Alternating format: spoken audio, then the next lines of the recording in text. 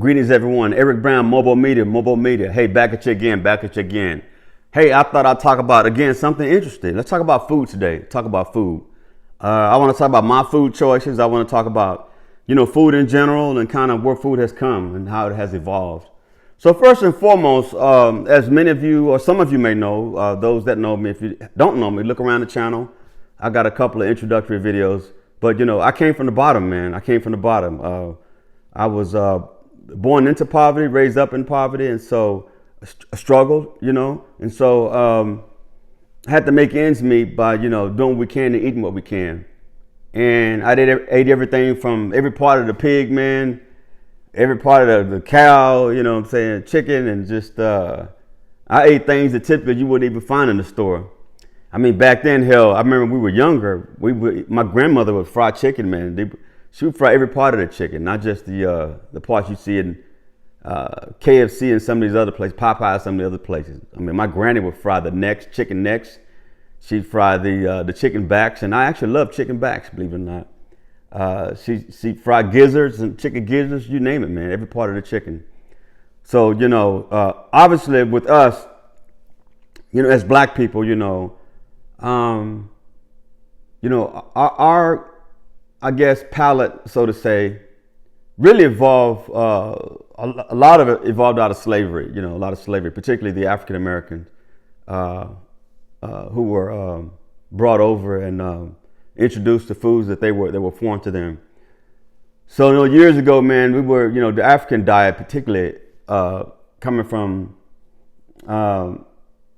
West Africa. It was mostly of nuts and fruits and things like that. Obviously, they had some meats, but it was a very, very healthy diet. So when they were brought over to America, the diet they were introduced to, obviously, it did not bode so well for the black slave. Oftentimes when the master or the plantation owners and things like that, it's very well known that the slaves would get the scraps of all the food that were thrown from the big house, and so the scraps were the guts and the stuff that otherwise seemed not able to be eaten. But the slaves made do, and they made things out of it. I don't need to go into the history of chitlins and neck bones and all that, but trust me, we ate every part of the pig you can think of, and today some of us still do. It's kind of become part of the culture and tradition.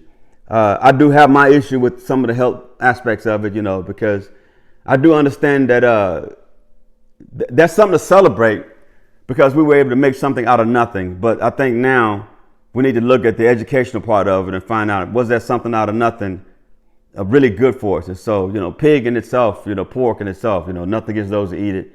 But, you can make dietary choices, I think, that'll definitely be beneficial to your body, other than some of the things that we were fed back then. So we're at a time now where we have more control over our bodies. And so I would tell everybody, man, to just make sure you put into your body what you want to get out of it. You know what I'm saying? Us as black people, like I talk about us within the black community, our palates have evolved over the years. I don't know what our palate is now. It's a little bit of everything. Hell, I remember a time when black people didn't really eat turkey a whole lot. Like turkey, the only time they really ate turkey was around, Thanksgiving and the Easters and things like that, the holiday, Christmas. But things like ground turkey and turkey spaghetti and, things like that.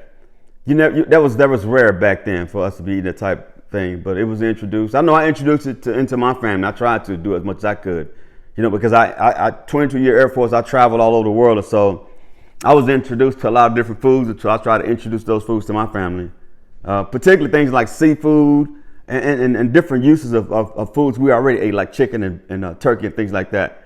So instead of eating the traditional regular beef spaghetti, we saw an evolution from folks started doing turkey spaghetti and chicken spaghetti, or chicken casserole, the turkey casseroles, you know what I'm saying? So it was great, man. That's great. That's great to be able to introduce new things to those closest to you.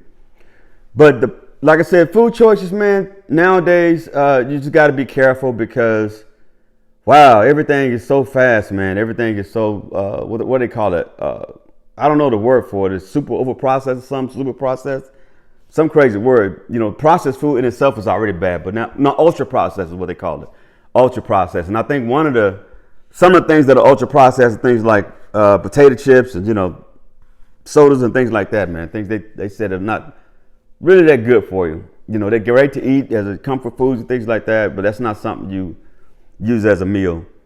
But be careful in your food choices today, because the stores they're there for revenue. They're not there to make you healthy.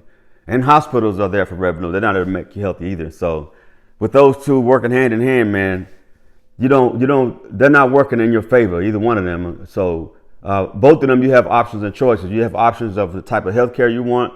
You have options of the type of food that you put into your body. And so I would definitely encourage you to read and research, and, you know, don't be afraid to try new things. And as you get older, please keep in mind it's important to evolve and change, you know, how you eat, because your body doesn't process food the way it normally did. I know myself, man, I started early on because I knew there's going to be a change. I traveled a lot, and so I really whittled down a lot of things that I ate. I stopped eating beef and I stopped eating pork back in 2007. So it's been a number of years since I've touched it at all. I've totally cut it out, not for religious purposes, but because I just felt like I didn't need it. And I know for a fact that it's a very tough, those are tough meats to try to process through the human body. So, you know, those types of meats will send you to the bathroom more often, particularly you eating.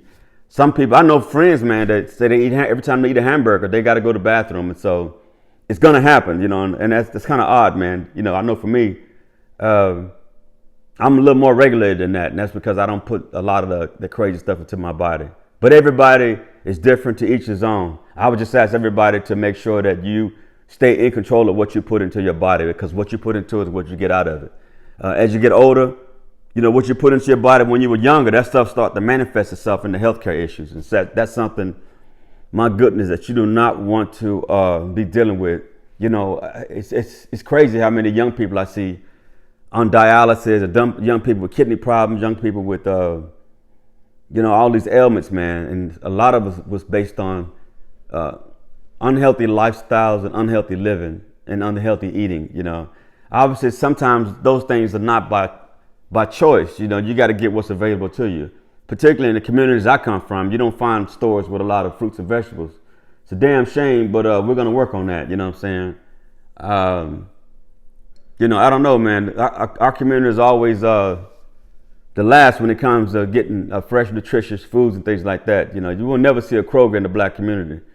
You know, things like, you'll never see a Whole Food in the black community. You know what I'm saying? Some people would say, well, because they'll tear it up and this, and the other. I get that. But my point is, the fresh fruits and vegetables and things like that are just not as readily available to those folks within those communities as in other communities. You know, and it's not a racial thing. It's just a lot of it's economics. It's economics, man. You know, it's supply and demand.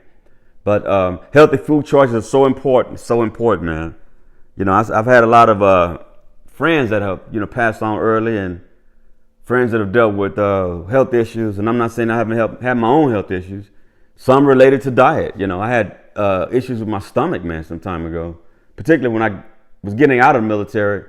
I was already getting a damn heebie-jeebies from getting out of the military after serving 22 years, and, you know, getting the damn freaking stomach and knots. And next thing you know, you know, my diet wasn't where it should have been, I think. And then I think I had been drinking like red wine or something like that. Long story short, all that stuff did was thin out my stomach lining.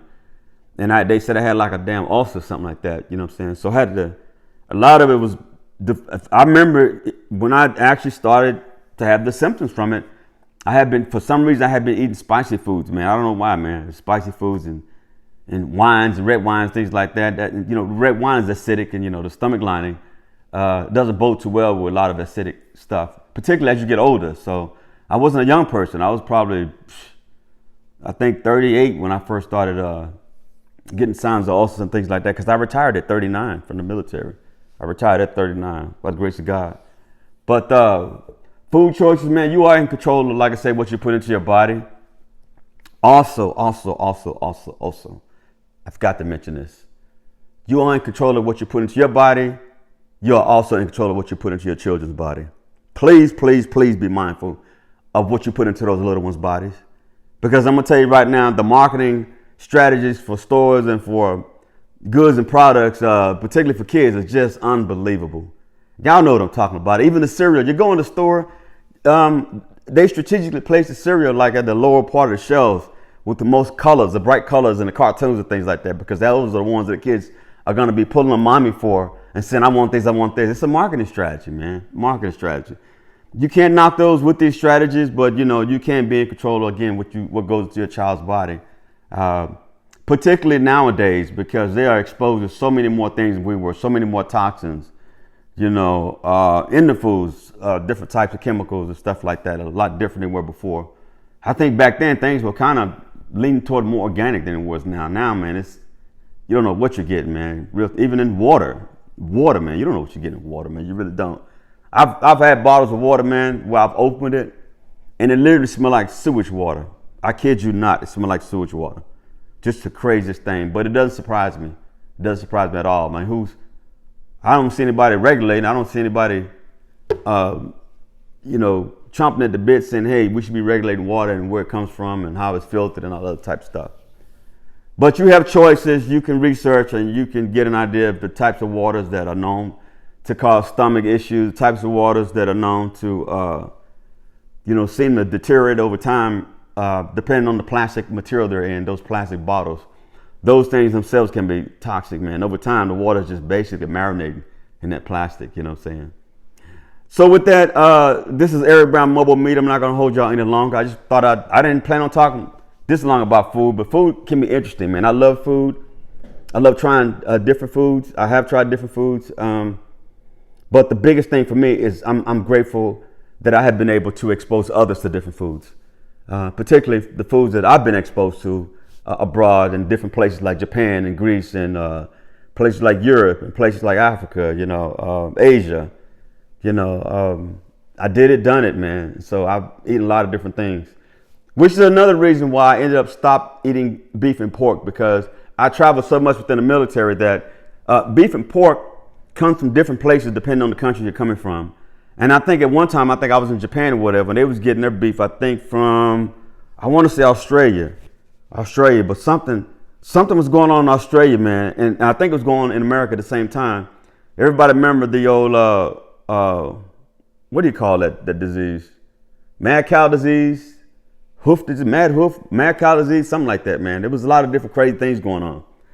And some of these countries got so particular where they start saying, even though the contaminant may not be found in the meat part of the animal, even within the bone, if they find in the bone, then they ban the meats from coming to the country, man. So they're very strict. So at that point, I'm like, well, hell, I don't know where the meat is coming from. I'm just gonna stop it all together. You know what I'm saying? I just take my chances with chicken and fish, and that tends to be typically you tend to procure that locally. You know what I'm saying? But yeah, food, man, food.